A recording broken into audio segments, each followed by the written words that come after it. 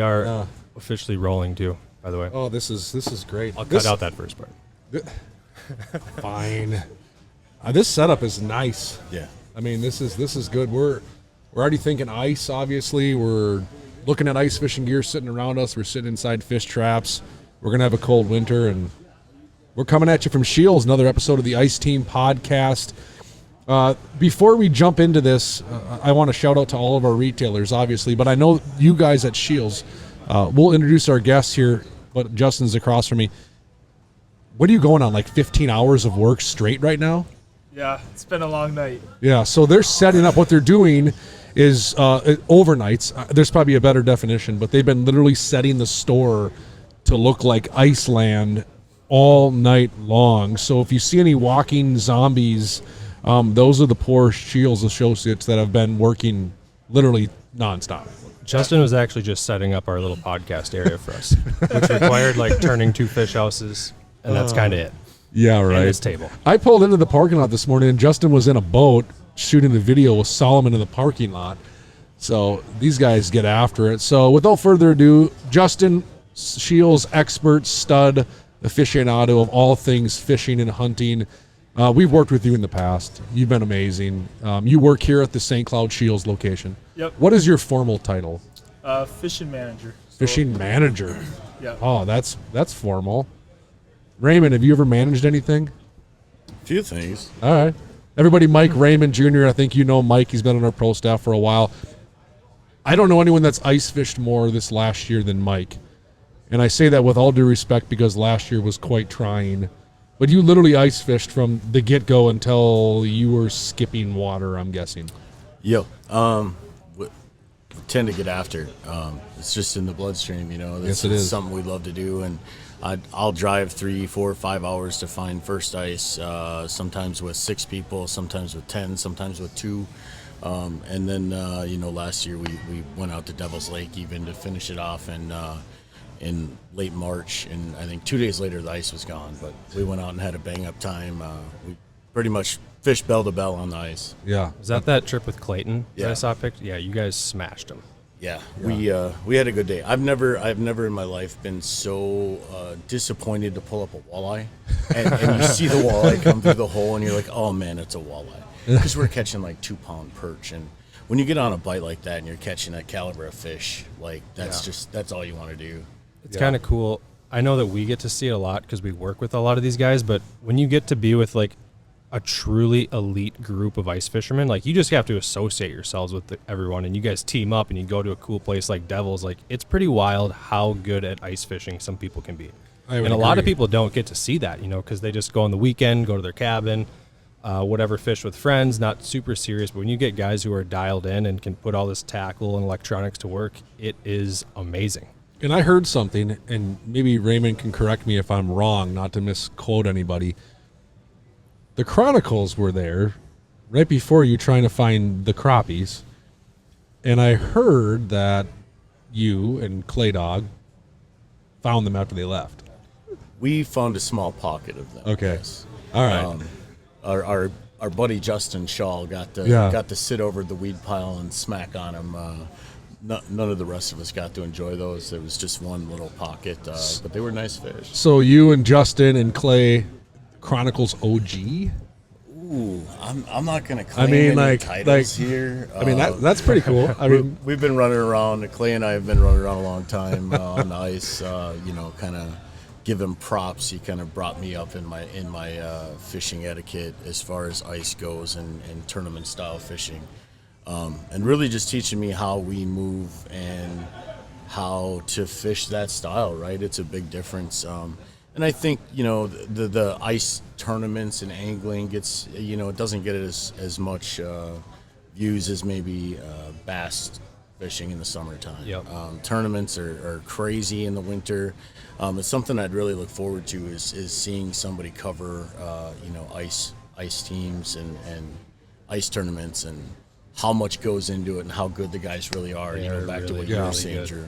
Yeah. Next level. I mean, having run an ice fishing circuit for 23 years now, you fished in the UPL. A lot of guys have, whether it's UPL, NAFC, Trap Attacks back in the day. You're spot on. Like Drew and I joke in the office, like, I don't want to do that. No. I run it. I'm like, nope. The cheddar brat at noon while you guys are out there chasing fish is just fine with me. It sounds fun, then I just get my butt kicked and lose money. Which whatever. No, You're not wrong, man. one time last year we had John Crane on the podcast, and we talked about how tournament, because he has a lot of bass fish and open water background too with his time at Northland. A lot of what the tournament guys do affects the industry as far as the products that come out, Yeah. down to the retailers like this. And honestly, ice fishing, same exact way. Right. I've heard Crane talk about so many times, because he really respects tournament ice fishermen, how like they need bait deployment systems, because these guys are finding fish better than anyone else. Okay, so like the pinhead, for example, just where do we got one right here? This thing is the best bait at getting down to crappies and bluegills as fast as you possibly can, right? That color specifically too. I got to sample Yeah. and use it a little bit last last ice season. Yep. At the end of it, smashing bluegills and crappies on glow koi pinhead. Last year we were on the ice and you're modifying some fishing rods to have the best sensitivity possible. That stuff does trickle its way to the people who develop the products, and then eventually makes its way to an awesome store like we are right now at Scheels. I was going to ask Raymond if he knew what a pinhead Pro was. You ever use one of them? Yeah, just a couple. I actually I think every rod you had a pinhead last year. I'm like, what Yeah. are you? We did that video even last different year colors. on Tonka. Like, you were out there, Brennan Schutte was out there, Kyle Lynn, a bunch of our pros, and we wanted all of our pros talk about how their jigging cadence for a specific lure. And every single guy hops in the hub house with a pinhead Pro on. I'm like, boys, You're like, well, sometimes I gotta slow it down, and diversify a sometimes little I bit. speed it up. It's just kind of what I just somebody put a deploy. drop jig on or something. but it's a dominant. But Why? It's just phenomenal. Personally, I believe it's the flutter blade on the spoon. They like the vertical presentation, and then once you get your cadence down, you know, as long as obviously it depends on the fish that you're fishing, right? Mm-hmm. Some fish are more lethargic, some are more aggressive. If you get on the right bite, you legitimately don't need any bait. As long as you get your cadence right, that fish is going to come and attack that. Yeah. Then you can add a plastic. You can add live bait. It's really just a versatile lure, and then it weighs well. It gets down quick with the profile, and that flash of the blade just really brings the fish in. Yep. Justin, have you used pinheads very much? I have one tied on all the time. I have one of the new koi colors I got to try out. I got late this last winter. Had it tied on all summer long. Awesome for sunfish. It's just a confidence bait. Yeah, same. You drop that thing down, you know if there's fish there, you're gonna get bit. It's like the wacky rig of ice fishing. The Ned rig. Yeah, like you just better have one tied on if you're going to go fishing. Yeah, yep, agreed. And you working here, Justin, I mean, does a customer come in and not buy a pinhead? I mean, I'm not trying to be biased. Obviously, we work for Clan, but like, I feel like every event I go to, whether it's a store or a show, and somebody's looking at tackle, there's a pinhead in their cart. I mean, is that safe to assume? Yeah, I would love to see the percentage of people that have a pinhead in their tackle box. Like, it's got to be almost 100%. I mean, we do our recaps for tournaments, right? You know, you've cashed a ton of checks. It's funny because, like, Thane and I, we kind of have an over-under on, like, when we do our top 3 recap after the end of a tournament, like, what did you use? How'd you catch your fish? It's like, you know, who's going to say pinhead? Well, we change it to who's not going to say pinhead. And I think when we did the Rush tournament last year, it was like, all right, what were your best baits? You're like, well, you know, I started with a pinhead, and then I had to go to a drop kick. Cool, nice job. How about you? How'd you do? Well, you know, we caught most of our fish on a pinhead. Nice. Okay, great. Anyone here not use one? But no, awesome bait. JC nailed that one. You guys have some custom stuff cooking. I think before we jump on, I mean, we're talking spoons and tackle, and we're in a retail setting, and people right now are thinking ice fishing hardcore. They're putting together the list. We've seen some custom baits here at Scheels I think are worth calling out. And one of the cool things about some of these retail stores is they have their own twist on things, their own spin on things. And right off the bat, I'm seeing some exclusive colors and size hooks. Do you want to explain some of that, Justin? Yeah, so we came up with 3 new exclusive Wonder Bread colors, an orange, a purple, and a blue. Just kind of something different, contrasting colors with the Wonder Bread. And then we went to the colored trebles on them, and we upsized the trebles. So Nice. whatever, just better hookup ratios. If you're fishing shallow water, you have fish thrashing around. Just seem to keep them pinned a little bit more. Nice. But yeah, I think these are gonna go really good for us this year. Yep. And those can only be found at Scheels. So if you are listening to this and you roll to your local retailer, and don't get mad at us, there's our disclaimer. It's an exclusive to the Scheels location store. So if you want those specific colors Justin just mentioned, you got to go to a Scheels shop. And I like the bigger size hook. Yeah. I mean, it does make sense. I mean, I think a lot of times when we fish, I think a lot of us will upsize our hook in certain situations. And Clam's got that entire lineup of gaff hooks, so you can, I don't know, call it accessorize your spoon. But out of the package, it comes with one size bigger. So we're looking at an 1/8 ounce Rattling PT kit, and it's got a number 8 hook. And previously it had a number 10, or the stock Correct. one Yep. has a number 10. Yes.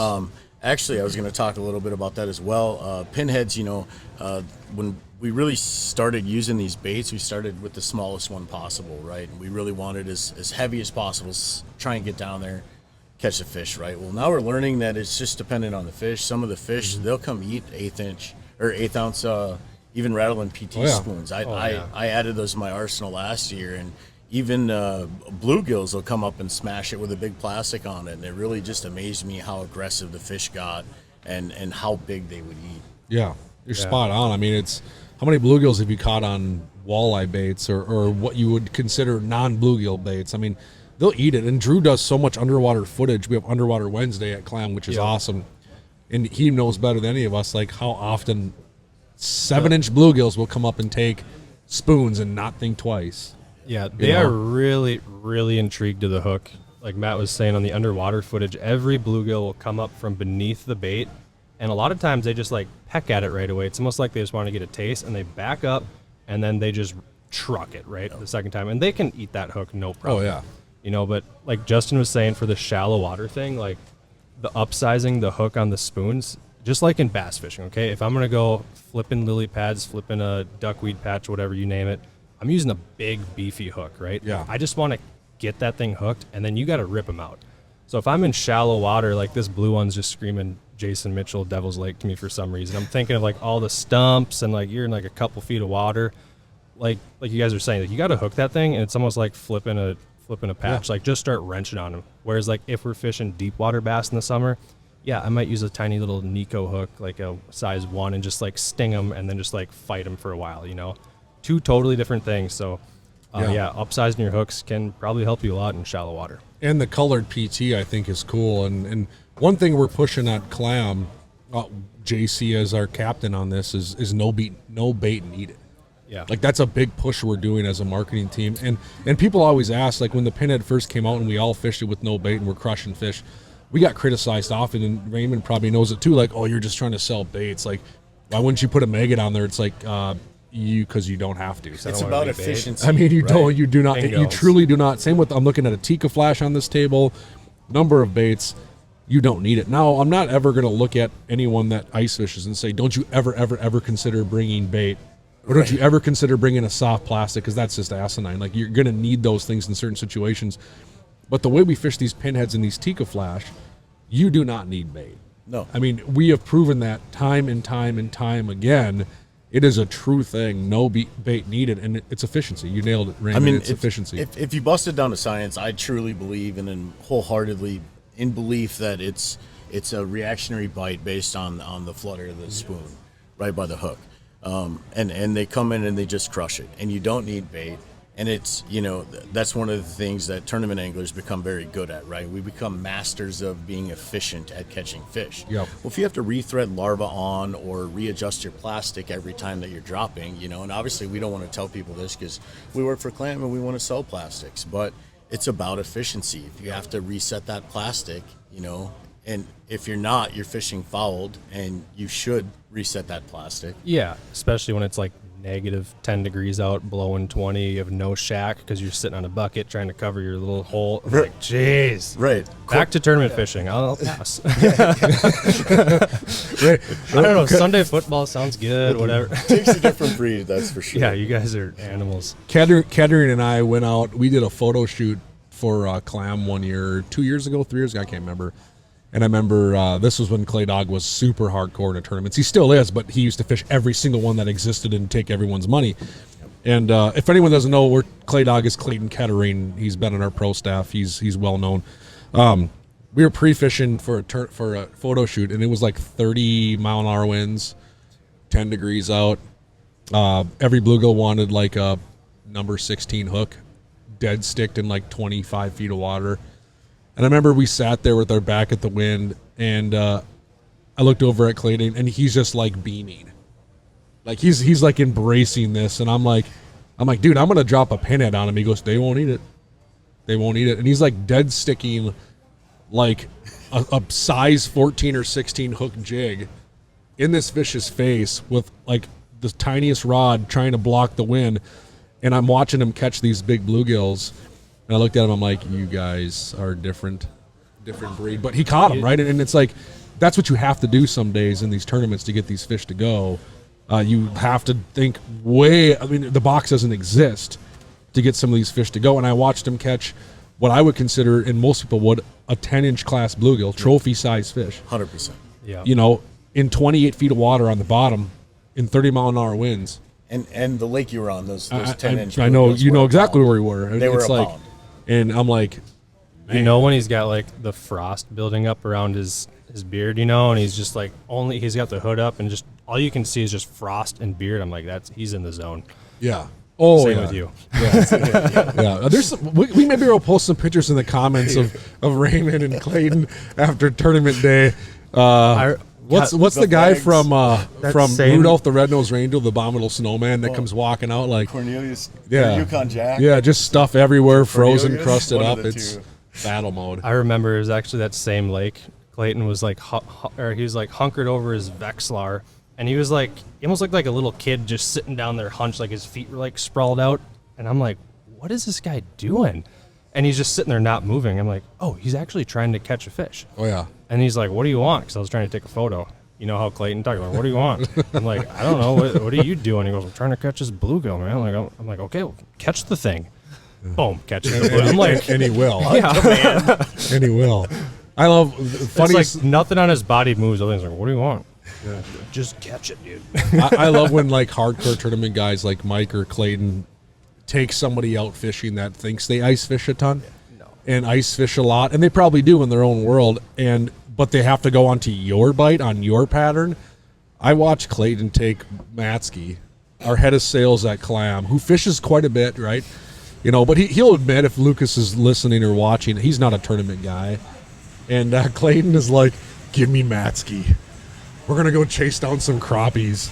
And I remember after about an hour, Lucas was like, screw this. I'm done. Like, this is, like, he's running right now, trying to catch a crappie. And I remember literally from afar, 50 yards away, watching this unfold. I'm like, yeah, he's toast. It's done. It's over. That's kind of what the game has turned into in a way for ice fishing. You know, Yeah. like there's just an untapped population of fish that never got messed with before. Yeah. And then you get the forward-facing sonar, and then it's like, boom. Well, you kind of catch a lot more fish that way. Yep. Truthfully. You got to chase. I mean, Ben Yeah. and Kobe. Yeah, and They and run, that's- they that's sprint, what I was they gonna say. run You know, after fish. The top guys in you know that are consistently producing top 3 wins. You know, Clayton is one of them. Ben and Kobe are the other. You know, Luderman and Cringer. Those guys are hustling, right? They don't stop. They have an Literally. extra gear. They're literally running to catch fish, running to get ahead of fish, running to drill. Last year we had a tournament that we couldn't use machines on. The ice got shady. We had to alternate lake locations for Kings of Panfish. Shout out. Yep. And then we had to use kick sleds, and it was literally a sprint across the lake because that's where all the fish were, and everybody was running across the lake. I died out. It was not me and my partner. That's not the kind of ice fishing or tournaments I do. I will not sign up for another one that's not on a machine. Yeah. It's a funny story, and I say this with all due respect to Juan. Juan Ariano has cashed a lot of checks in his days. Juan, I don't know if you even ice fish anymore. Sorry, you're a rink rat now with Yep. kids that are studs on the hockey rink. I remember vividly, we were on Green Lake, UPL, and there was a handful of weed beds that they were firing, and it required you to move quite a bit. And I remember rolling up to the pod of anglers fishing, and Juan was just sitting on a bucket. I think that might have been the day he caught the 2-pounder. So he caught a giant, and I'm like, "What's up, dude? Why aren't you doing this?" And he goes, "I'm too old for this sport. And there was like this epiphany in his eyes. And I think this was like one of his last years he fished. He's just like, him and Rob Andrus, two of the better ice anglers I know. Juan's just sitting on a bucket. He's like, I'm done chasing these fish. I'm done. And I'm looking over at a handful of other teams, like literally, like if they weren't speed walking, they were running from hole to hole trying to get that last few bites. And Juan's just like, nope. I'm done. I'm going to sit on this bucket. I'm going to stare at this Vexler. I'm going to try to catch these fish. I just can't do that anymore. But I think I'm pretty positive he caught a 2-pound crappie. He came in with the second largest fish in the history of the UPL. So stick and stay, make it pay. But just seeing doesn't always work, but sometimes it pays off. Seeing the true hardcore guys even go, there is another gear above that, and having seen it myself. I mean, I never would have thought in a million years, 10 years ago, that I would see ice anglers in a tournament actually running from hole to hole. And now it's commonplace. Yeah. And, we've come so far from, just from gas augers. We've gone to 27, 28, 35-pound gas augers with a metal bit, 8 inches, to understanding that, in the panfish world, we don't need that. 6 inches is plenty. Drills the right hole. You're talking 7, 8, 10, 14 pounds now. So they've gotten substantially lighter. You can run around with that. It's not, hucking a big, sled with all your gear in it anymore. I think a lot of people are getting lighter in their sense of fishing. Well, I'm laughing because we're looking at the augers. There's not a gas auger available at Scheels right now. There's not. You can't even buy a gas auger or a propane auger if you came in here and wanted to. Right. That's crazy. For what? Right. You can't even. So even the weekend warrior, with all due respect, using that term with all respect, cannot come into Scheels and buy a gas auger that goes, I just want a gas auger. No, you can't. Sorry, dude. Right. You're spot on. The gear is so much more efficient nowadays, and it makes everything that much easier. Like, our kids have no clue how easy they have it. Like, do you think our boys know what sweat equity is in ice fishing anymore? Not anymore, no. I don't think they do. They go out, they punch one hole, they drop the active target, they span around and go, nope, moving on. But, however, right, they were still trained appropriately. Correct. When they were young, before forward-facing sonar came out, like, they were out there with us hustling, drilling the holes, understanding that, hey, to find the fish, you got to move it. You got to drill holes, you got to cover water. It's really what it's about, is how efficiently can you cover water? Right. And then as a tournament guy, it turns into, how much patience can you have watching the fish on a camera without dropping a hook, right? Because once you find the fish with forward-facing sonar, a lot of us will use an AquaView, a Markham camera, and we're dropping down there, and we're just learning the fish habits. Yep. Yeah. Where are they swimming? Why are they swimming there? Is there a channel? Is there food there? Is it, an escape route from predatory fish? Learning their habits and why they're doing that, and then you apply that to other spots on the lake that look similar, and that's how we find fish. That makes all the sense in the world. Being efficient. I mean, I think before we get too long-winded, we should touch on, you got some events coming up. There's some Ice Fest stuff going on. Scheels has a podcast. Yes, yep. Scheels Outdoors. So if you go to Scheels Outdoors on any social media platform, YouTube, things like that, you can see their podcast.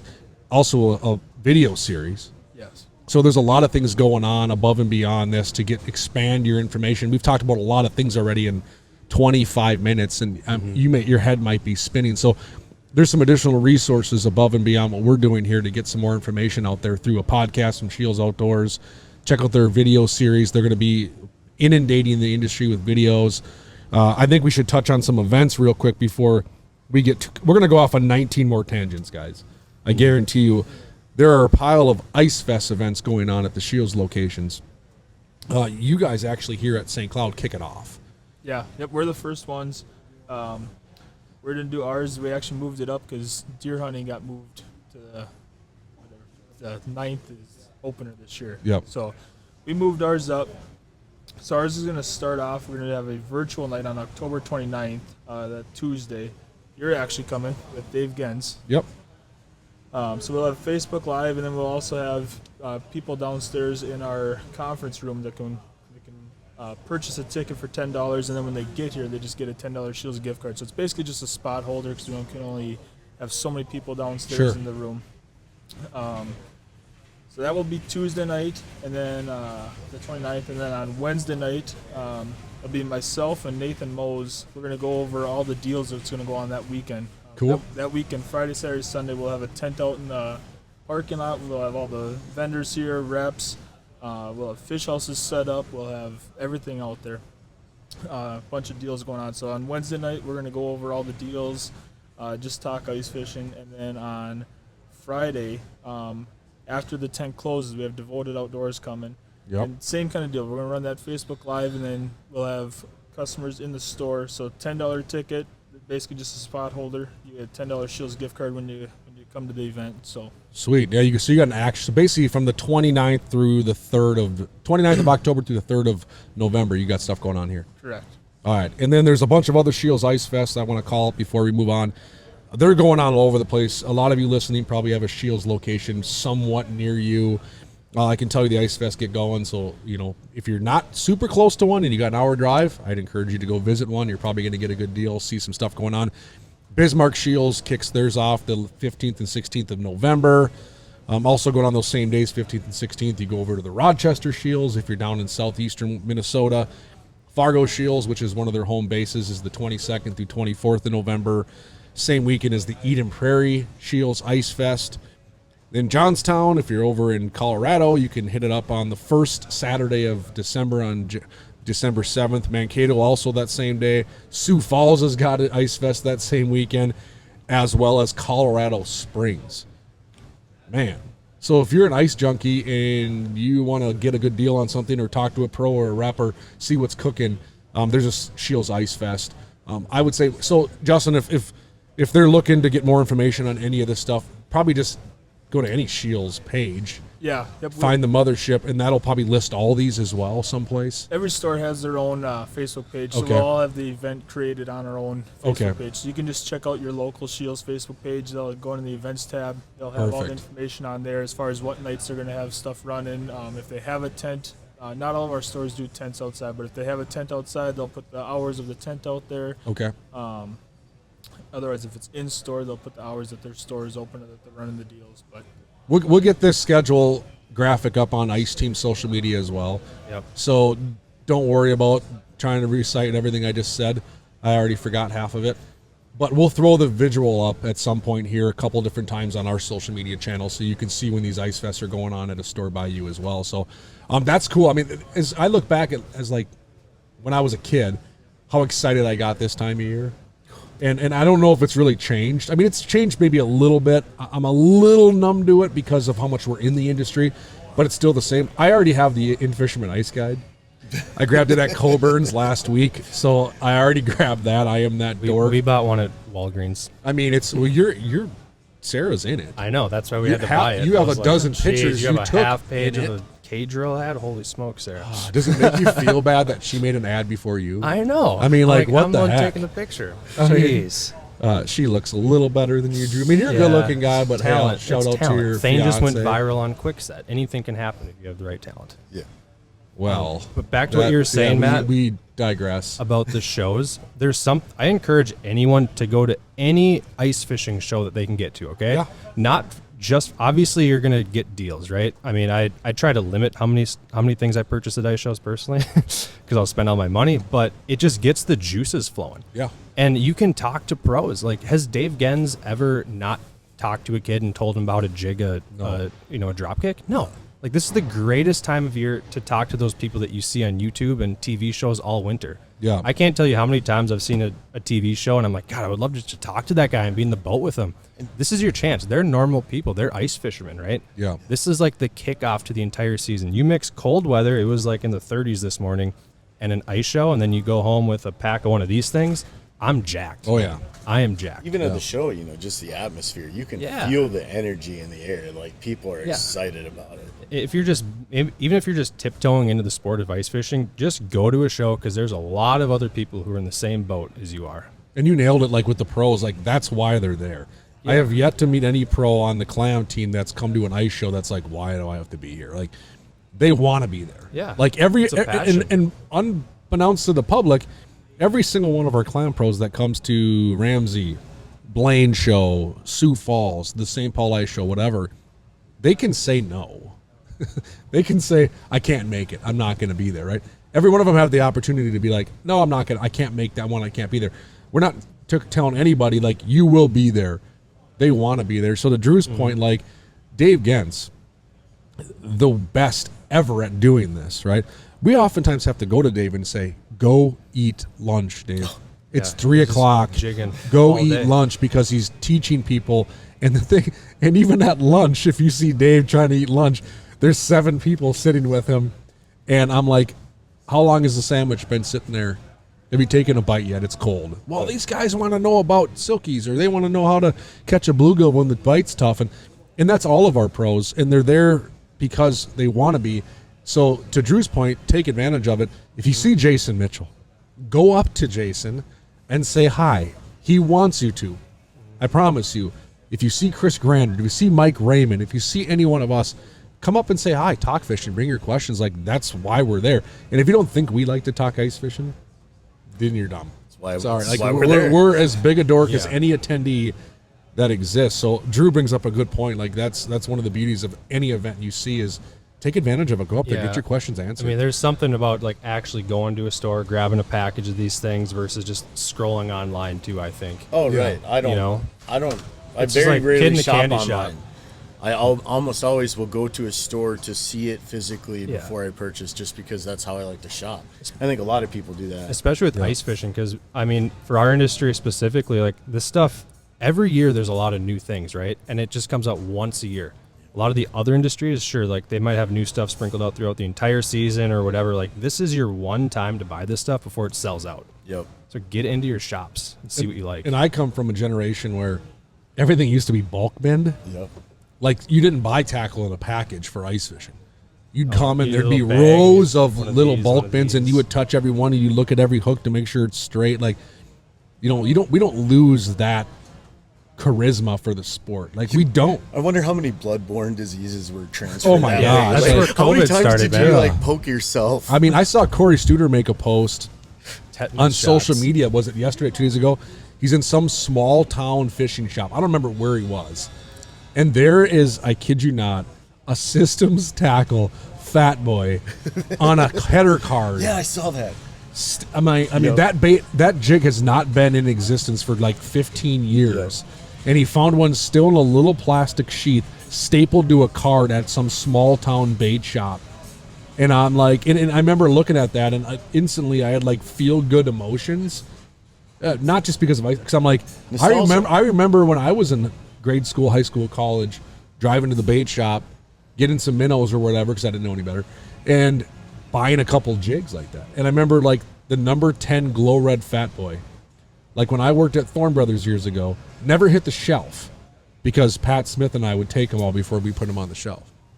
Like, that's the only bait we thought you needed to have, you know. But those are memories. Pat would probably still tell you that. 100%. Yeah. But those are things that you see people, Justin, probably today coming into Scheels with those same built-up starting emotions going, I love this ice fishing thing. I get excited. I mean, you probably have to see, and I know the answer is probably yes, the same people multiple times a week. Yeah, we do have a big bulk. Right? If you're not watching, He only Mike, wants pinheads. I can't get him out of the store. Raymond just raised his hand. I live 4 blocks from here, and I'm probably here twice a week, honestly. Looking at something. Playing in the minnow I think tanks. it was last year. Yeah. He came in and I was here. like 2 days in a row and just cleared off our full peg hook of pinhead minnows. Yeah, so what happened? What is we were wrong with talking this to guy? Pinhead Yeah. Pros. Order right? online. Last year, right? The Wonder Bread sold out right away. The first run on Clam's website. So even as a Clam Pro, I couldn't get them. Yep. It said reach out to your local distributors. So last year I spent, they were brand new. I spent probably $1,500 on pinheads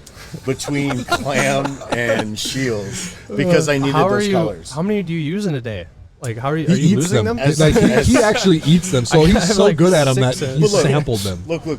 When you fish, over 100 days on the ice every season, and you fish hard like Yep. that, and you go bell to bell, and that's what you use. You saw my rods; 90% of them are hooked up with Holy a spoon smokes. or a pinhead. Northerns are my number one enemy. I was just gonna say the best customer, like I think Crane pike. says it. Northern pikes are like our best customer because they take your pin and you got to buy another one. I've probably lost $1,000 in pinheads to pike, like straight up. A lot of zinc alloy has You been love donated. pike. Yeah. See, our pike and our Metro Lakes are a little heavier because of Mike Raymond. Weight they just cannot shed in the form of 16th ounce and 32nd ounce zinc alloy pinhead pros. Yeah, that's right. Oh man, no, I mean I haven't. I'll be honest. Like I haven't walked yet around the store here. I will do that today. We're here all day hanging out, having fun, shooting some videos, and I'm excited to see some of the new stuff. New kind of drives the bus in ice fishing too. I mean, we have our standbys. The Pinhead Pro, for anyone listening, it is not a new bait, right? Scheels has some new custom colors, which is cool, and I'm probably going to walk out with a few today. Clam has new colors too this year. As does Clam. We do. But new continues to drive the bus. But one thing I want to hit on before we talk on some new stuff is I'm guilty of it too. Like, I can't forget about the existing stuff. Like, we're launching a new plastics line, Niku, this year, right? We just talked about it. But a lot of us sitting at this table continue to have Mackie on our line, right? Mackie continues to be a stronghold in my arsenal for catching fish. Drop kick jig. 100%. You know, even a drop jig still gets a massive nod from me. So one thing I always try to emphasize with a lot of anglers is we get stuck on new sometimes, and new works. But what I always try to tell anybody when it comes to ice fishing before I get too long-winded is fish your confidence, fish to your strengths. Just because something's new and one of us four is like, this is cool, this is awesome, this is new, doesn't mean you need to completely switch what you're doing. No, not at all. So I bet you, I'm going to go on a limb to bet that a lot of stuff tied on Raymond's rods this winter are not new baits. You're going to play with some new stuff, but you're still going to have your standbys that continue to catch fish. So yeah, we always have our go-tos. And then, just talking a little bit on, since you brought up Niku, the differences between Mackie and Niku, Mackie's more your finesse, soft plastic, and it's really good on a drop kick jig or a drop jig to, entice finicky fish to bite. Yeah, they're like more buggy shapes, like smaller stuff. Yep, and it's softer, so it's got a little bit more of a finesse feel and look in the water, I think. And then, the Niku plastics that just came out now, I got to use them last year, are more durable, right? They're a little harder plastic. You're going to catch more fish on them. And to me, that's just what you use on a more aggressive bite. Sure. Yeah. So it's all about what kind of fish you're fishing, right? Yeah. Even within the same species. And there's some big Niku plastics too. Like those guys they designed those to like catch those huge, 16 plus inch crappies. Yep. Yeah. So if you use a Niku, you'll catch a 16-inch crappie? Yeah, duh. I mean, they just jump out of the hole. Perfect. I like Nathan Boldman. If you're watching, Nasty Nate. What's your cell? What do we give them if they don't? I'm just kidding. Nasty Nate is the guy behind the Niku stuff with a group of other people. Raymond's spot on. I mean, they both have their place and time. If anyone fishes walleyes or bass in the summer, it's a similar concept, right? We have different situations of plastics and presentations we use depending on what we're trying to do. Now, if I'm going to drop shot, I'm probably not putting a sweet beaver on a drop shot hook, right? Right. Let's just be honest, right? If I'm going to burn a chatterbait, I'm probably not putting a flirt finesse worm on the back of that, right? So there's different situations for different plastics, and they all have their place and time in our arsenal. Ice fishing is no different. We just expanded your arsenal and your bag of tricks, and Mike is spot on. Like, from a durability perspective, if you're chasing a basin crappie and you're trying to get down there quick and you're catching numbers of Metro's finest 7, 8, 9, 10 inchers trying to get a 12 or a 13, Niku, for me, will get the nod. Because, correct, and I can just keep that bait down. I'm efficient, no bait needed. Now, if I'm going up into a weed bed and I got to really finesse this bluegill to go, and there's only 99% of the time, I'm going to probably have a Mackie on my bait of choice. So, Raymond's spot on. It's a place and time and when you pick that. So, that's a question I have a feeling you're going to get a lot, Justin. Yeah. You probably already have. I know we're getting a lot. Is the difference between the two of those? Yeah, we have the Nikus already set up on an end cap right at the front of the shop. But even for this fall, I mean, fish are starting to put the feed bags on. So those new shapes and bigger styles and everything, I think that'll even be a big player for this fall. Yeah, absolutely. Yep. I think I don't know exactly, but I think what I heard as a soft stat on the Clam website, SKUs in terms of what's selling I think Niku's like 1, 2, 3, 4, 5 Yeah. of various It's doing SKUs. It's doing really well, and I'm not surprised one bit. So we're excited about that. Raymond did get a chance. He's not lying. He undersold it to test these and to be kind of on the forefront of some of this stuff. You'll probably see him in some of the video stuff that comes out from our camp using this stuff. Super cool new addition to the lineup. Justin, I have a question for you. So, from our perspective, we talk about forward-facing sonar a lot on the podcast. I know Yep. we do, and like, truthfully, like, we don't hit the ice without it. What percentage of customer just coming into Scheels to, look at ice fishing stuff is driven by forward-facing sonar versus, let's say, your more old-school, traditional type of angler? Percentage, I would say. Because it's like, It's for sure over half. really? Yeah. So even like your beginner ice fisherman, or maybe your old school guy? Even the the high school kids that are coming in just starting to get into it, like they come into the shop and the first thing they're looking at is forward facing sonar. Really? Yeah. Yeah. So either their buddy has it, they watch the video, parents, whatever it might be, they see somebody out on the ice hammering fish, like that is the first thing that they come and look at. So they're going right over there. Yep. What percentage of anglers do you think own it? Just based on Like, your what do you customers. think? Yeah. Like percentage of anglers? Like, I mean, I don't know. I'm intrigued. I mean, like, what do you think? I mean, it's not half. I don't think half I don't, ice. I Half don't know of the the ice percentage, anglers own but it. But it blows my mind year after year how many units are sold. yeah, yeah, we see that at the show. I would say at least half of them go fishing with it, whether it's a buddy has it or they borrow one, or what Yeah. I mean? And the thing is, after they go fishing with a buddy that has one or they borrow one, They want It's it. game over. they want it. Like, Yeah. I just think of I've 1.5 lied million about anglers going, in like, Minnesota. Are there 750,000 I'd imagine. Just live scopes out there? I'm kind of a marketplace junkie, so even if I'm not buying Yeah. something, Oh, that- I'm on marketplace looking at golf clubs, looking Yeah. at live sonars, looking at boats, looking at snowmobiles, just because I like to see good deals. And then I have buddies that are looking for so and so, and I'll kick it to them. Yeah. That's what I do when I'm bored. I scroll marketplace. Or come to Scheels and buy pinhead. Yeah, that's right. There's a ton on marketplace. There's a ton of people that are upgrading to new systems. They want the Yep. latest and greatest. I myself just upgraded this year, so I've been in it for 2 weeks already. Working on getting my units together. It has become such a staple, but I think a lot of people are still confused that it catches you fish. Yeah. And I think more so than just telling us where the fish are, we've learned so much about fish patterns and habits from watching them on the forward-facing sonar, like cleats, for instance. We never knew how big of a deal cleats were when you're walking towards a school of Yeah. panfish. And now yeah. even in 25, 30 feet of water, you can see, like, sometimes when there's no snow on the ice, those fish are just jetting. Yeah. So just information like that and gaining knowledge about how the fish react to certain items versus just putting yourself on fish and catching fish Yeah. with the unit. So you're saying it's not that easy? No, I mean you can Shows point you the how stick and bad see you where the can be at fish fishing are, sometimes. but that doesn't mean you're going to catch them. It right? can be more Agreed. frustrating than anything. Yeah, Yeah. I mean, a lot of days when the fish are shut off, like it's infuriating. We 'Cause had you see them, you can't catch them. we had our training up in Detroit Lakes last year, so we do ice fishing university and we do fishing universities for training associates throughout the company. And we had some of the stores come up to Detroit Lakes last year, and we were out scouting for fish. I was up there helping put it on, and we were out scouting for fish, and we'd see this pot of fish 50 yards away. And you start walking up to them, and you would get halfway to them, and they're gone. Yeah. They're 10 feet up off the bottom, suspended. so and frustrating. They drop down to the bottom, and they're gone. Yep. Yep. Drew, we went and did some fishing last winter in a fish house too. And we stayed put, right? So Drew knew where these fish were. They were moving around a bit. I mean, they definitely weren't just like all right here. And we kind of corralled them a bit. And then we sat down in fish traps, which is kind of fun, believe it or not. Like, with how much we run and gun, like, I don't sit in a fish house that much anymore. But we did this night.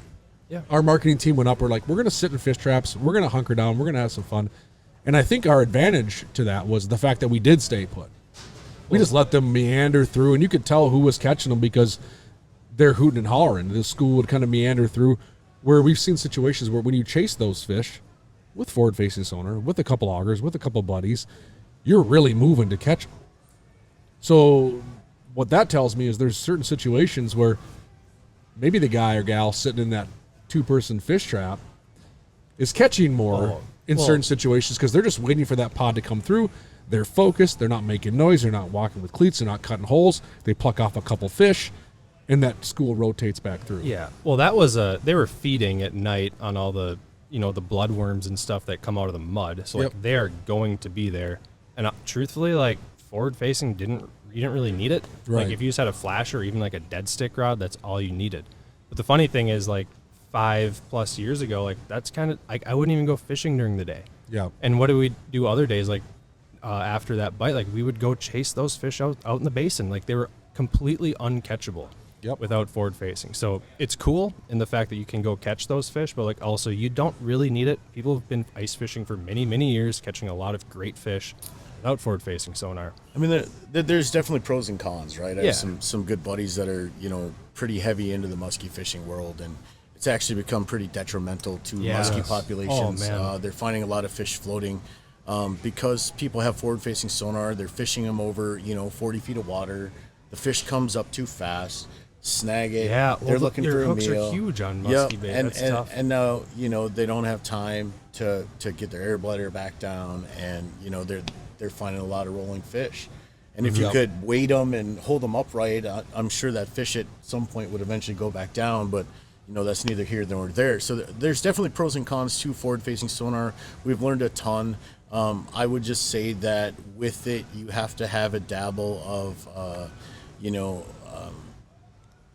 integrity, Yep. right? Yeah. It's the angler job to do the right thing, not the 100%. unit's job, right? 100%. Not to bring politics in, but guns don't kill people, right? I was going to say the same exact thing. People kill Yeah. people. So same kind of thing. Have some integrity. You make the right decision. Yeah. If you're going to keep some fish and you found some good crappies in a 40-foot hole, cool. Catch your limit and go on. But if you don't know barotrauma is a real thing and you can kill fish and really do some damage to a population of fish if Yep. you're not careful with what you're doing. I mean, I was going to say to that kind of on that point, like I've been using forward facing sonar for ice fishing since it came out, right? We Yep, all have same. religiously as a fishing guide. The best days of ice fishing I've had in my life were pre-forward facing sonar. I'm being honest. Have I caught a pile of fish the last 4 or 5 years? Absolutely. The best days I can remember catching fish in my lifetime, 23 years of guiding, were pre-forward facing sonar. So I hear people all the time saying, well, it's just a magic button. You can get it. You can catch all these fish. No, I think what it does is it turns maybe the guy or gal that's not fishing that much into a very resourceful tool to find the fish faster, right? Efficiency. But I know that if you look at my 10 best days of ice fishing in my lifetime, 9 of them are probably pre-forward facing sonar. Are you talking best days of actually catching fish Yes, or just best all. days of having a good time with people on the water? Best days in terms I- of catching fish. I think I've caught more and bigger fish prior to forward facing sonar. I've said many times, like Been using it. I'm probably the most boring person to bass fish with lately, like, because I just stare at the stupid screen. I'm like, I listened to a podcast. It was Luke Duncan's podcast. He had Swindle on there, and Swindle, like, he had a tough year or whatever, but he's like, man, it just kind of sucks getting up in the morning and knowing I have to stare at that unit for 10 hours straight.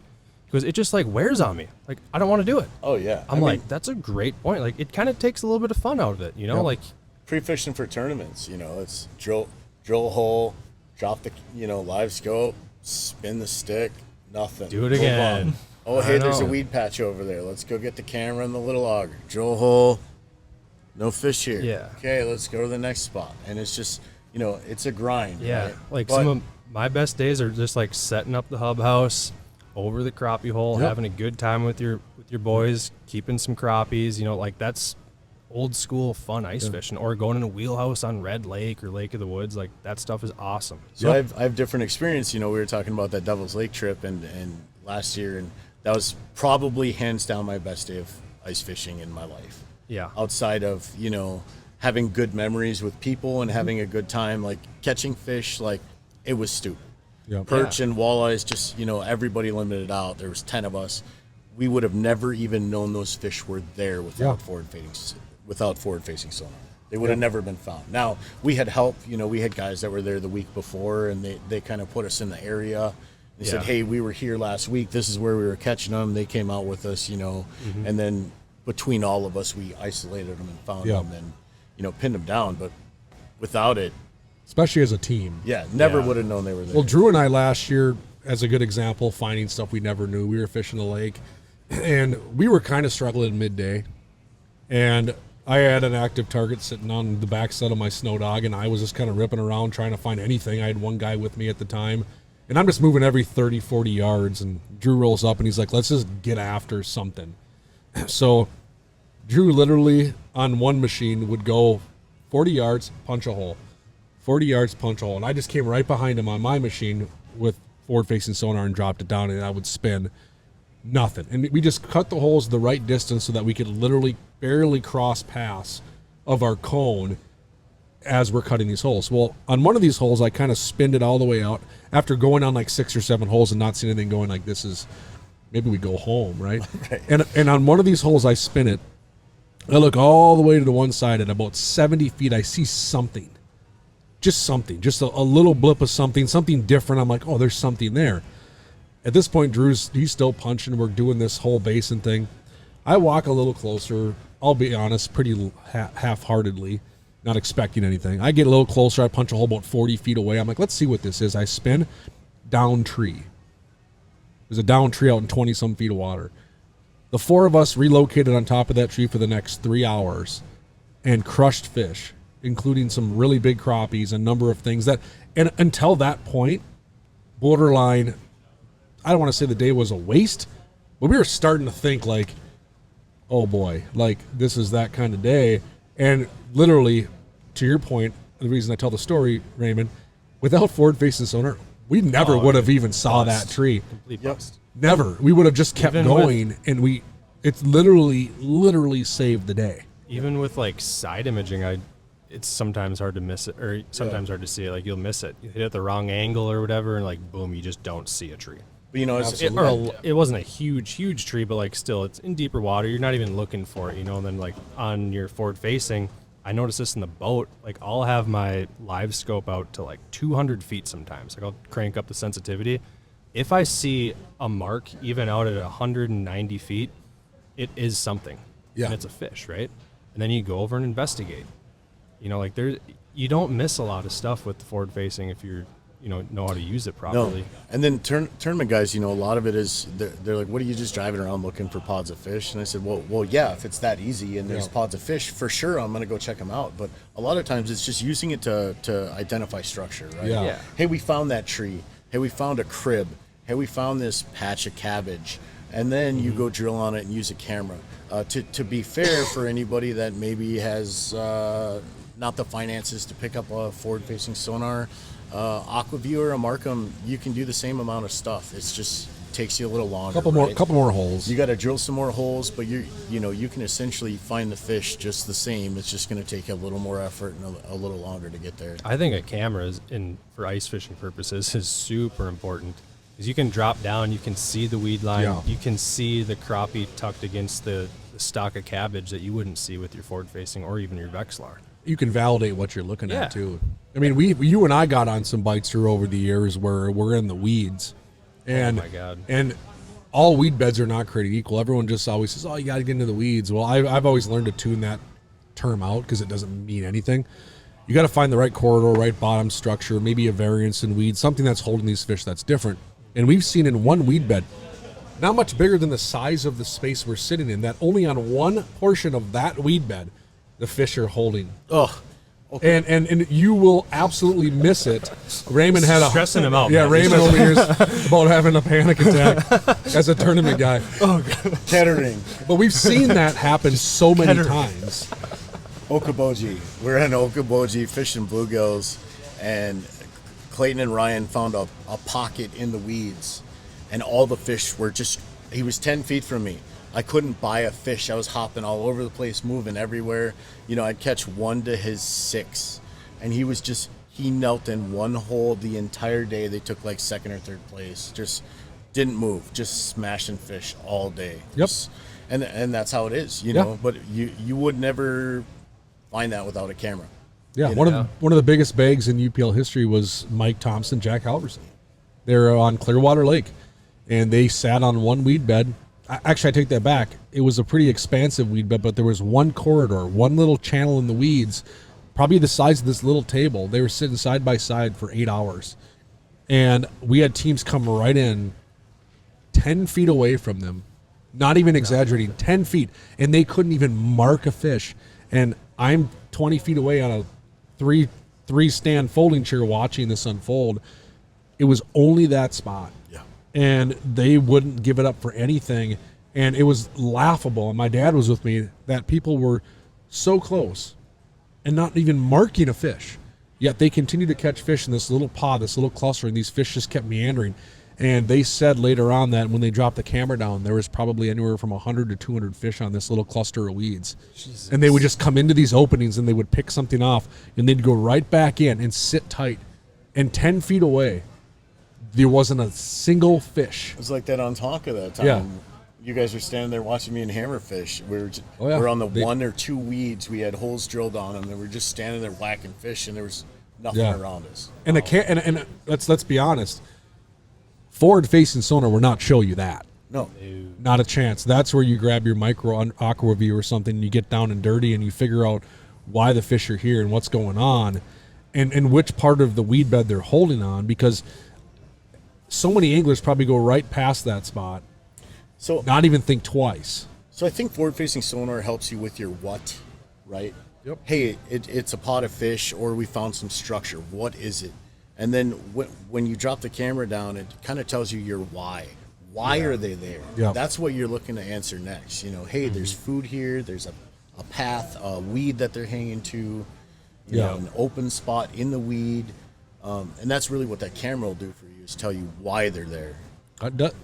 You can still use your forward facing in the weeds though if you expand or if you shrink your range to like 30 or 40 feet Sure, or something. just saying if you didn't have one. Yeah. I remember last year watching Griff just sitting there staring at his Mega Live like he always does, and he's just like pointing, not even talking. I don't even know if he knew I was there. He was just like sitting there. He's like, "Yep, there's a bass." I'm like, well, he was probably knowing Adam Griffith, he was probably talking to the fish somehow. Yeah, having he's some a level whisperer. of communication with them as he was sitting there. But I mean, all this gets me excited. I mean, I love the basin bite. I love seeing those schools and don't get me wrong, but I really love the shallow weed bite. I probably like fishing shallow weeds more than the basin myself. I just like there's more gratification with it. And then I think we also brings us back to our roots. We just grab our flasher and get down and dirty. yeah. And we just go fishing, right? And to me, I really, really enjoy that. I've tuned out the basin bite too many times last few years because I'm like, I don't want to do that. It's a lot of I don't work. want to chase them that hard to get on top of them where, I find some structure where fish are holding. You can hunker down and focus on your skill set and catch some fish. So, to each their own. Yeah. But underwater cameras, I think underwater cameras, and I've always said this since day one, is such a learning tool. And I think if you're getting into fishing, the live scope, the forward-facing sonar is probably a tough purchase. Let's be honest. I know when I got into fishing, not a chance. Like, I look at my kids, even my oldest who's in high school, not a chance could even come close to affording that, right? But I think if with a little bit of effort, he could definitely go afford a micro underwater aqua view. For sure. No problem. And get a tool and do some things with that and get better at fishing. So I think don't get discouraged if you're listening. I know we just talked forward-facing sonar for 20 minutes. It's not like you have to have it to be successful at fishing. Not at all. And I think we've driven that mindset into so many people's brains that if you don't have it, you will not be that good at fishing. I would say that's the farthest from the truth. It's just another tool to be better at it. So the biggest thing is, we talked about this 10 minutes into the video, you still have to have a little sweat equity into this sport. Yep. You do. Whether you're in a boat, whether you're ice fishing, you have to put in some time. You have to be willing to adapt. You have to think outside the box. And you have to try something different once in a while 100%. to oftentimes catch fish. And I kind of want to go back and touch base on something you said earlier about the fish traps, right? You were like, hey, we actually sat in a fish trap. And not to say there's anything wrong with fish traps. I think as pan fishermen, we've just evolved, right? We've evolved to enjoy the chase versus just going out and sitting in a shack. So there's nothing wrong with the people that go out and just sit in the shack and watch a Vexlar for 8 hours and don't move. we've all done that at some point in our fishing careers. That's, and then it's just, we get bored. And a lot of people, bass fishermen especially, right? They want to throw the lure. They don't like walleye fishing because it's boring and slow, right? They want to move in the summertime. It's kind of the same thing in the wintertime. Factual information. We just get moving and we want to go. So we chase the fish down versus, sitting there waiting for him to come back around. Yeah. No, you're spot on. I mean, I've always said this analogy, like ice fishing and summer fishing, right? There's definitely some similarities. But I always tell people, do you take your boat, and maybe somebody listening goes, I do that, but I don't. Most of you probably don't. Do you take your boat to one spot, drop anchor, and not move for 8 hours straight, and make the exact same cast over and over and over and over? Same cast. I'm not talking fan cast. Same cast over and over and over and over and over again. Well, if you set up your fish trap on a piece of structure, you're fishing down an 8-inch hole, maybe a 6-inch hole, whatever, dropping down the exact same spot over and over and over and over and over again.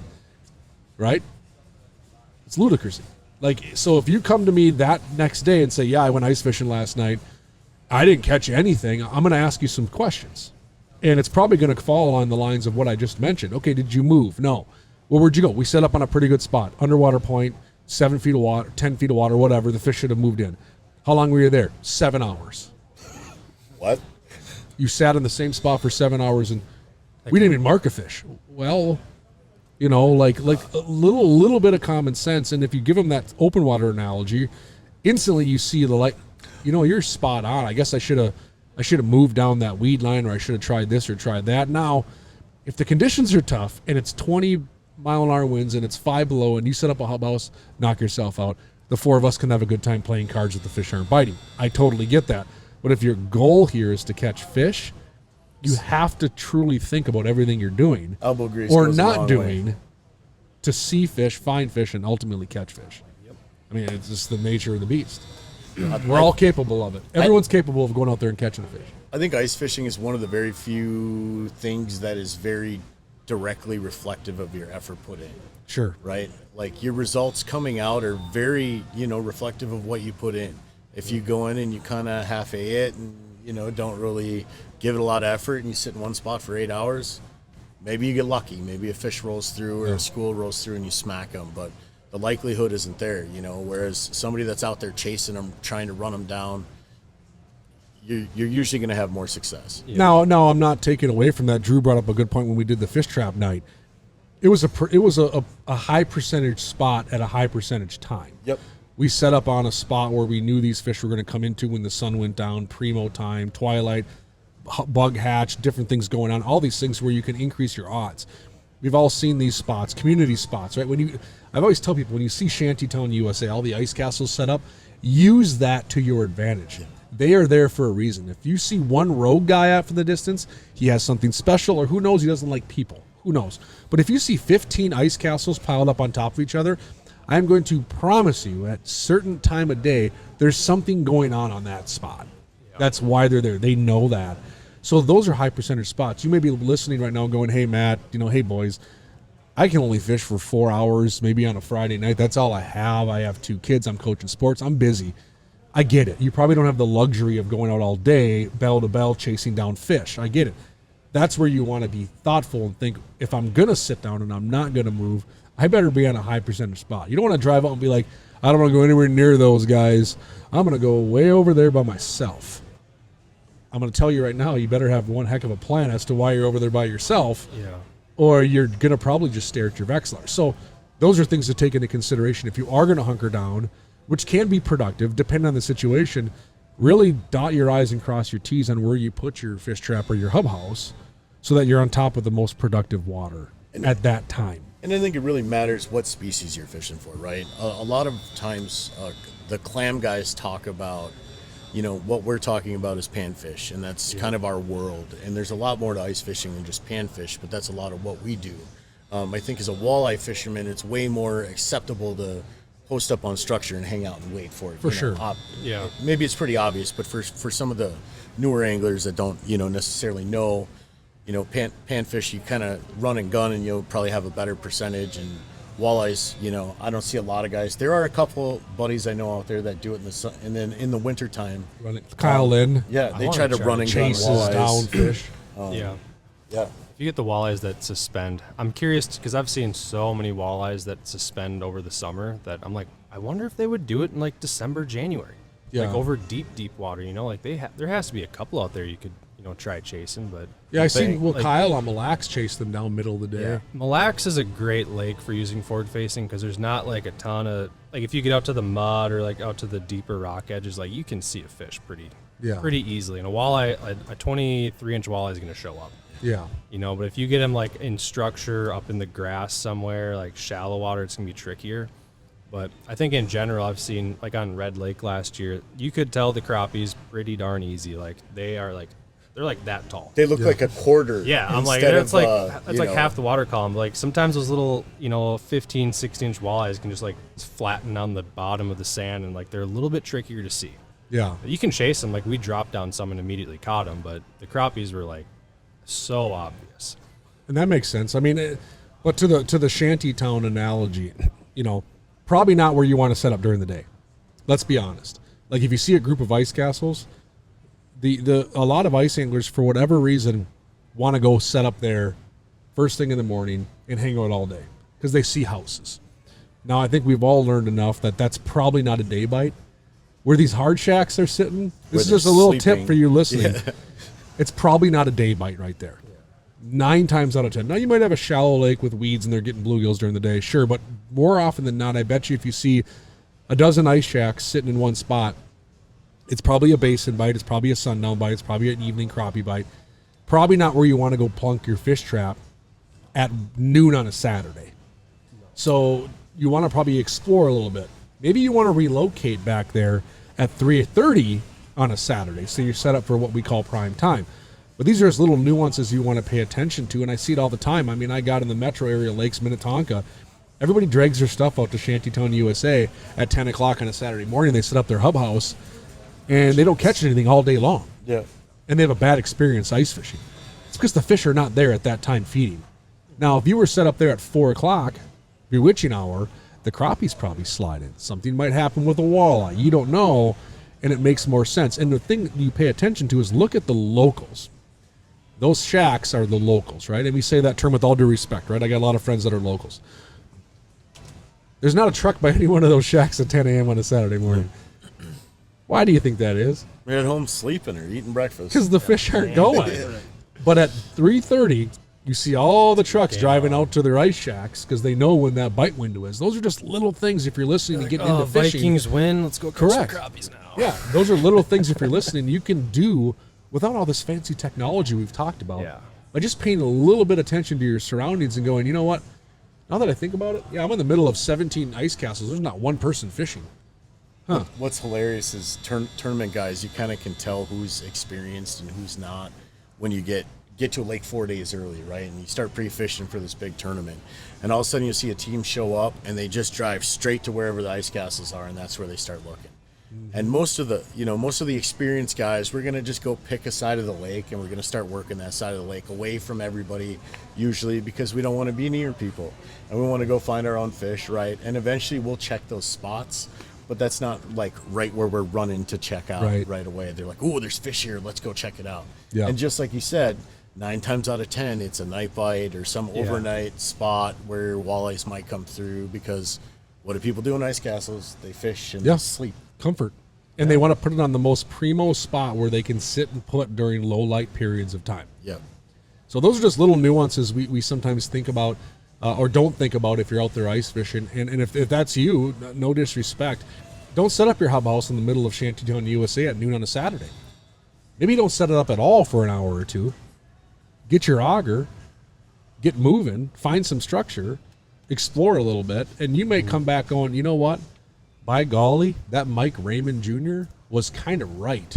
Now, we're not going to get ahead of ourselves, but there might be someone out there that goes, yeah, you know what? Take away some of this information and go, yeah, I need to be a little more mobile. I need some sweat equity. I got to put some effort in here. You know, if you're watching this or listening to this podcast, you probably care enough about ice fishing that this all matters, right? So take some of those things to a grain of salt. Come into Scheels, talk to Justin here in St. Cloud, talk to your local Scheels associate, get your information. That's why they're here. Like, I promise you, Justin wants to talk fishing with you, as does any Scheels employee at any one of the stores we mentioned. So stop in, get your questions answered, lean on them for local intel. Buy some pinheads. Yeah, what's going on in the area? What should I be doing? I want to do this crappie thing like you guys were talking about.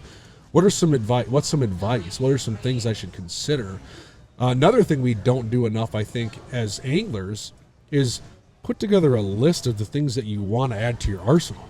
And it might be a wish list, and that's okay. It might, forward facing sonar might be on there knowing full right that you're not getting it this year. Right. That's okay. But start a wish list of things that you want to get, things you want to make happen. Scratch them off. And Mike gave a good little tidbit.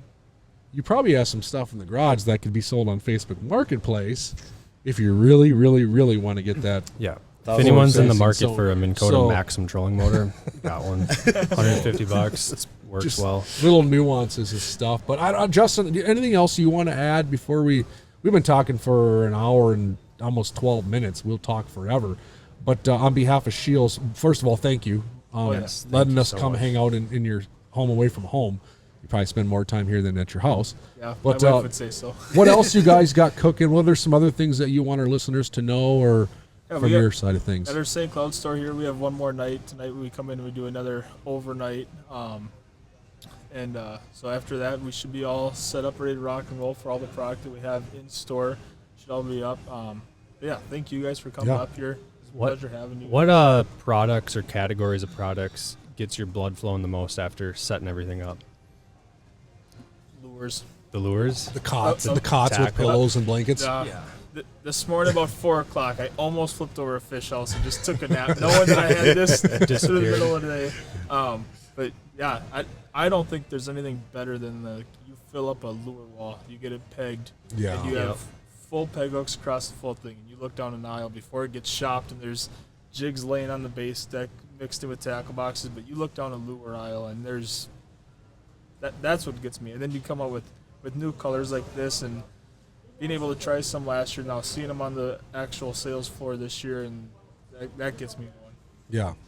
And I use a lot of my ice fishing tackle, like I told Mike before we got on, but like the pinhead minnows, like I've had one of those tied on all summer long that I use Yeah. for fishing sunfish. So like seeing the new colors, and we're going out Friday. Me and a couple buddies from work here, we're gonna go fish some walleyes in the morning, then go fish panfish. But being able to like these new lures that we're getting in, go grab Yeah. them, go out, go fishing right away before the lakes freeze over, and fish starting to put the feed bag on for the fall. And You know, Justin, I'm probably ready for ice before anybody. I'm ready in July. You know, I'm the guy like, I can't. It needs to get here. But you're here. I don't ever see you buy summer stuff. but that's yeah. right. That's right. But on that note, you know, but before we get there, we got deer hunting coming up, and Yeah. you know, I'm a big deer hunter as well. At least gun hunting. No, I don't bow hunt. I know some people care about that, but are you feeling it here? Are you really getting people getting juiced up for hunting Oh, as yeah. well in Yeah, the store? We have our Blaze Orange set up on the other side of the store, and I mean, we have our ammo department right here that butts up to fishing. And you'll know when the deer season's coming around, because there'll be guys walking around with a basket full of slugs and asking where the AccuTips are. They're always Yeah. coming in here getting their stuff. But Yeah. That's the beauty of where we live. I mean, you kind of go from season to season. Yep. If you're into the outdoors, I mean, pretty darn good place to be in the Midwest. Tell you what. Birds into deer and Yeah. bear Football. and, Vikings football. are 5-0. Yeah. Like, let's go. Skull, baby. Yeah. And I think this will get pushed out before we have any chance to lose, Oh, yeah. We got a bye week. because we have a bye week. We So got a bye week. this unless we is get we're 5-0 when this something comes crazy out. happens. Yeah. now time Yeah. to get healthy. We'll hold I our breath know. on everything. Yeah. I just posted a video yesterday of how bad somebody's prediction was. They were like, "Yeah, the Vikings are going to go, you know, like 0-5," and then I was like, "Oh man, this aged well." And Yeah. Yeah. Well, I mean, let's be honest. Like, I'm a hardcore Vikings fan, have been my entire life. We're lying. Everyone's lying if you predicted we'd be 5-0. Let's just be honest. I mean, like, I'm with you. I don't think we were going to go 0-5. But if you asked me 6 weeks ago if we'd be 5-0 6 weeks from now, I'd say probably Say not. we'll take I don't 2 think and I'd, 3. I don't think I'd bet my own money I on was it. at 2-3. It's awesome to I'd see. be 3-2. You'd be like, And you know, it's awesome to see that we've done some of this without our studs, even like not that they're not on the field, but they haven't made as big an impact as we think. And to see like some of our defensive players come up absolutely big. To me, as a youth football coach, I look at all of that set and I go, there's some magical things happening that it could be. It's not like we had a couple, oh my gosh, we got lucky moments, right? Right. No, we're just playing some ball. Well, and And that's what you have to do to sustain in the NFL is just play ball, and we're doing One it for guy goes first down, time in a next guy long steps time. up. Correct. Yeah, and I think we had a lot of the right pieces. I think we needed an O-line this year, and I think the management focused on that a little more. And now that we got an O-line, we got some blockers. Hey, can Sam step up and do it? And Sam's done a heck of a job and really stepped into the role. I've really enjoyed just watching the NFL in general this year because it doesn't seem like there's your typical juggernauts. I know Kansas City's undefeated and they got Mahomes and everything, but they look vulnerable. The Eagles have been not as great. They have major injuries too, though. Like a lot of their studs are out. It's just nice to know that any team can show up any given week and just take down the top guy. Yeah, and I think that's cool. And to see the Washington do what they're doing with a Holy rookie smokes. quarterback. Yeah. I mean, this kid. The guy's on my fantasy They're team. talking. He's a stud. They're talking like MVP caliber play out of a rookie, which hasn't he's happened in leading like that decades. Yeah. We'll see. I mean, we're only 5 games into the season, so A it's lot hard can to get happen. it. Yeah, a lot We've can had our happen, heart but- broken many times. But it's fun. I mean, I love this time of year because I get excited about ice fishing. I love fall fishing. I love football. Yep. All of this stuff said, it's awesome. I love the fact that stores are getting set for ice fishing. We get that show season feel. We got shows starting here in the next couple weeks. It's a good place to be. Any destination trips this year, boys? I think Matt, we probably talked about it on the previous podcast, but how about you guys? I'd like to get back out to Devil's Lake again. Devils? Yep, after going there last year, that was a blast. We went out there and fished walleyes with Mitchell, and that was a great time. Yeah, Devils is probably on the list at least once or twice after last season. One thing I did want to mention, and I'll be traveling to Michigan this year, the World Championship Ice Fishing Tournament Series is coming to the States this year. I want to say it's the first time since like 2014 or 2010, one of the two. So Team USA tryouts will be in, I think, around Grand Rapids, Michigan, on January 15th. And then the actual Worlds event will happen in February 15th. So that's going to be hopefully one of my destination trips this year, traveling out there a couple times, hopefully. And then I want to try and get to Nebraska for a tournament.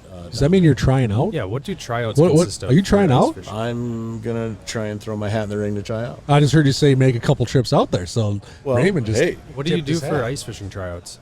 So the Worlds is kind of different synopsis than we're used to tournament Yeah. fishing wise. They kind of have like a football field grid, and you get attached to a square, and say you're from Estonia and you're from Latvia and I'm from America. They're going to grab one of us from each team and put us in that zone, and we have to fish against each other, and they're fishing for weight, right? Yeah, So total. typically overseas, they're fishing for a lot of like minnow type, shad, things of that nature, small fish. They're coming here. We're obviously going to be fishing panfish. And then the question here becomes, well, what do they do? We have limits here. So they're going to take your total weight, weigh it, add it to your score, and then give you your bucket back, and you can keep catching. Yep. So one of the other things that's crazy about it is there's a fisher and there's a spotter. So the fisher does not have time to look and see if the guy from Estonia is doing better than him. And it's about efficiency, and it's about catch rate, right? So if that guy's catching 6 to year 1, your spotter's going to tell you, hey, you need to pick up your stuff and move over here. There's more fish there, they're more active. So there's a lot that actually goes into it. But essentially, you're just sitting there, kneeling down, fishing for weight. Yep. We talked with a few Team USA members on the 2 podcasts ago. There's no lake map, correct? Correct. You can use a flasher or no? I don't know all of that. I know that you have to hand drill your holes. Hand drill. I know that you can't use live scope inside the zone on game day. I think you can use it outside of the zone pre-fishing. Yeah. There's a lot of little It nuances. sounded like not to take ice fishing tournaments to the next level, but it sounded very demanding as far as I think physical. we'll have to do a podcast on that Yeah. here coming up. Bring someone on. He was like, and dude, just we had to talk drill about it. through 3 feet of ice with a hand auger. Yeah, no. Like, do you know what that's like? Yeah, Oh, so we have I some don't- clam I don't guys know. that are on the team as well. Nate Winters, I think Thane Melton, and, Yep, and those Joe guys. Martinez. Yeah, Joe Martinez Yeah. Out of Utah there. So we got some guys from all across the country coming over to that were on the team last year as well. But people traveling from all over to come fish this tournament, so it should be really So follow along, Team USA. They have a website as well, easy to find. February 15th, 16th, that's going to be when the Worlds happen in Michigan on our U.S. soil. It should be awesome. Make sure you tune in. We'll put some stuff up on Ice Team Facebook as well for that. But Have lots you of good started things going training? I have not. He had Chick-fil-A this You morning. said during the walkout tournament you didn't quite sprint. No. Well, hey, I just want to be clear that this is a team sport. My partner had zero interest in even jogging before we even started, and Okay. he's about half my size, so Clarified it wasn't You just were on the same page. It wasn't just physicality. It was, a joint effort, joint decision making. Yeah, there was some grit where it was like, Yeah. no, we're not doing that. And I was like, dude, we have to, and Like, no. we went a little bit, and is what it is. Yeah. Well, we could sit here, boys, and talk all day long. I know Justin's got to get back to work. We got some videos to shoot. This has been a whole lot of fun. Again, thank you for letting us come here and hang out and crash your party. Good luck tonight. Another night of setting. We appreciate it. Need sleep. Raymond, thank you as always for hopping on. Thank you, sir. No problem. We kind of shanghaied Raymond like this morning because he's here to help us with some video work. We're like, bro, you're on a podcast. He's like, let's go. So I think this was a great. I had fun. Always have fun. So there you go. Another episode of the Ice Team podcast coming at you from Scheels. Make sure you tune into one of their Ice Fests. Hop on Scheels' social media page.